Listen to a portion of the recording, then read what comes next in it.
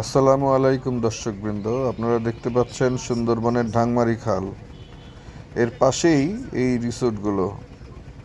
এখানে প্রায় 15টি রিসোর্ট গড়ে উঠেছে এবং আরও কয়েকটি নতুন উদ্বোধনের অপেক্ষায়।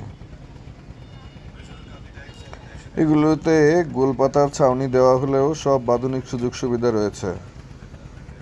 এখানে সুন্দরবনের প্রাকৃতিক সৌন্দর্য উপভোগ করতে অনেকেই আসেন পরিবার সহ। আপনারাও আসতে পারেন।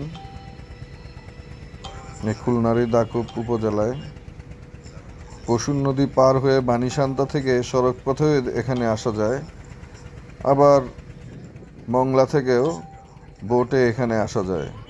বোটে আসতে প্রায় 2 থেকে 3 ঘন্টা সময় লাগে এবং এই সময়টাও খুব উপভোগ্য। আশা করি আপনারা সুন্দরবনে আসবেন। ধন্যবাদ।